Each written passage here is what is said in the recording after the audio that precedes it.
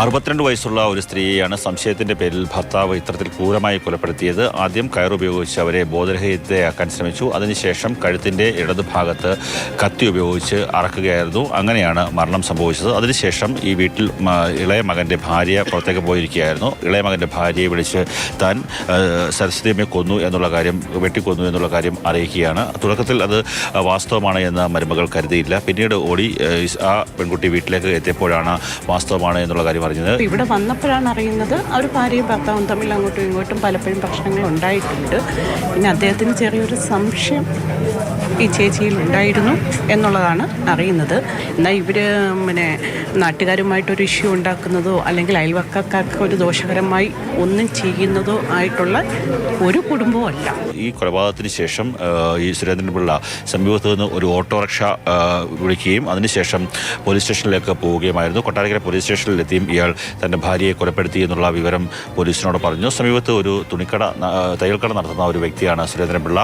കുറേയേറെ നാളുകളായി ഈ ഭാര്യയും ഭർത്താവും തമ്മിലുള്ള തർക്കങ്ങൾ ഉണ്ടായിരുന്നു. ഭാര്യയെ പലകുറി ഇയാൾ മർദ്ദിക്കാറുണ്ടായിരുന്നുവെന്നും പറയപ്പെടുന്നു. അതിൻ്റെ പേരിൽ കഴിഞ്ഞ 2 മാസങ്ങൾക്ക് മുമ്പ് ബന്ധുക്കൾ ഇടപെട്ട് ഈ പ്രശ്നങ്ങൾക്ക് പരിഹാരമുണ്ടാക്കിയതാണ്. ഇനി യാതൊരു തരത്തിലുള്ള പ്രശ്നങ്ങളും ഉണ്ടാകില്ല എന്ന് ഉറപ്പും നൽകിയതാണ്. അതിനുശേഷമാണ് ഇത്തരത്തിലുള്ള ദാരുണമായിട്ടുള്ള ഒരു കൊലപാതകത്തിലേക്ക് കാര്യങ്ങൾ നയിച്ചത്.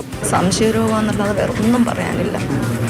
കാരണം വർഷങ്ങളായിട്ടുള്ള സംശയരോഗം അതിൻ്റെ പുറത്ത് സംഭവിച്ചതാണ്.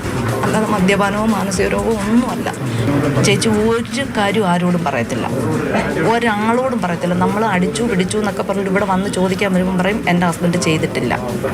ഇന്നലെ ഇവിടെ വന്ന ബന്ധുക്കൾക്കെല്ലാം ഓണസദ്യ തയ്യാറാക്കി അവരോടൊക്കെ തന്നെ സന്തോഷത്തോടു കൂടി പെരുമാറിയ ഒരു സ്ത്രീക്കാണ് ഇത്തരത്തിലുള്ളൊരു ദാരുണമായ സംഭവം ഉണ്ടായത്. ഇന്നലെ സുരേന്ദ്രൻപിള്ളയും മറ്റ് ബന്ധുക്കളോട് മോശമായിട്ടോ മറ്റും സംസാരിച്ചിട്ടോ ഒന്നും ഉണ്ടായിരുന്നില്ല. അതുകൊണ്ട് തന്നെ എല്ലാ പ്രശ്നങ്ങളും പരിഹരിക്കപ്പെട്ടു എന്നുള്ള ഒരു നിഗമനത്തിലായിരുന്നു ബന്ധുക്കൾ ഒക്കെ തന്നെ ഉണ്ടായിരുന്നു. അവർക്കെല്ലാം തന്നെ വലിയ സന്തോഷവുമായിരുന്നു. പക്ഷേ ഇന്ന് രാവിലെ ആ ബന്ധുക്കളെല്ലാം കേട്ടത് ഇത്തരത്തിലുള്ള ദാരുണമായിട്ടുള്ള ഒരു സംഭവമാണ്. അപ്പോൾ ഇന്നലെ എന്നെ വിളിച്ച് വരണേടി എല്ലാ പ്രാവശ്യം വരുന്നില്ലേ, നിങ്ങളൊന്ന് വന്നിട്ടു. അങ്ങനെ ഇന്നലെ ഉച്ചയ്ക്ക് ശേഷം ഞങ്ങൾ വന്ന് ഒരു 6:30 വരെ ഞങ്ങളിവിടെ ഉണ്ടായിരുന്നു. ഞങ്ങൾക്ക് ചോറൊക്കെ വിളമ്പി തന്ന ഒരു കുഴപ്പമില്ലാതെ സന്തോഷമായിട്ട് ഇരുന്നതാണ്. അയാളും അവിടെ തന്നെ ഇരിപ്പുണ്ടായിരുന്നു. ആ കസേരയിൽ, സിറ്റൗട്ടിൽ ആ കസേരയിൽ ഇരുന്ന് ഞങ്ങളുടെ കൂടെ കാര്യം പറയടിക്കും ഒക്കെ ചെയ്തത്. ഒരു കുഴപ്പമില്ല. ഇന്ന് രാവിലെ എപ്പോൾ വിളിച്ച് 10:30 ആയപ്പോൾ വിളിച്ചിട്ട് ഞങ്ങളോട് പറയുന്നത് ഇതുപോലെ അമ്മയെ വെട്ടിയുടെ ചേച്ചി എന്നും പറഞ്ഞുകൊണ്ട് മരുമോള് വിളിക്കുന്നത്. ഇയാൾ മദ്യപാനിയാണ്. മദ്യപിക്കുന്ന സമയത്ത് ഈ ഭാര്യ സരസ്വതിയമ്മയെ പലകുറി ക്രൂരമായി മർദ്ദിക്കുന്ന ഒരവസ്ഥ ഉണ്ടായിരുന്നു. ഇളയ മകൻ്റെ ഭാര്യ ഈ മർദ്ദന ദൃശ്യങ്ങൾ ഫോണിൽ പകർത്തി ബന്ധുക്കൾക്ക് അയച്ചു കൊടുക്കുകയും ചെയ്തിരുന്നു. അതിനുശേഷമാണ് എത്രത്തോളം ക്രൂരതയാണ് ആ സരസ്വതിയമ്മ വീട്ടിൽ അനുഭവിക്കുന്നതെന്നുള്ള കാര്യം ബന്ധുക്കൾ അറിഞ്ഞത്. അതിനുശേഷമാണ് ഇവിടെ എത്തി കാര്യങ്ങൾ പരിഹരിക്കാൻ വേണ്ടിയുള്ള ചർച്ചകൾ നടന്നത്. ആ ചർച്ചയ്ക്ക് ശേഷം എല്ലാ പ്രശ്നങ്ങളും ഇനി യാതൊരു തരത്തിലുള്ള പ്രശ്നങ്ങളും ഉണ്ടാക്കില്ല എന്നുള്ള ഉറപ്പ് നൽകിയതാണ് ഈ വ്യക്തി. അതിനുശേഷമാണ് ഇത്തരത്തിൽ ക്രൂരമായിട്ടുള്ള സംശയരോഗത്തിൻ്റെ പേരിൽ 62 വയസ്സുള്ള സ്വന്തം ഭാര്യയെ കൊലപ്പെടുത്തുന്ന ഒരവസ്ഥയിലേക്ക് പോയത്. ജീവിക്കാൻ വേണ്ടി വളരെയധികം കഷ്ടപ്പെട്ടിട്ടുള്ള ഒരു സ്ത്രീയെയാണ് സ്വന്തം ഭർത്താവിൻ്റെ കൈയാളാൽ തന്നെ മരണത്തിന് കീഴടങ്ങിയത്. ഞങ്ങൾ വൈകിട്ട് എല്ലാവരും ഉണ്ടായിരുന്നു. അപ്പോൾ കുഴപ്പങ്ങളൊന്നും ഇല്ലാത്ത സമയത്ത് എല്ലാവരും സന്തോഷമായിട്ടിരുന്ന് ആഹാരമൊക്കെ കഴിച്ച് ഒരുമിച്ച് പോയതാണ് എല്ലാവരും കൂടെ.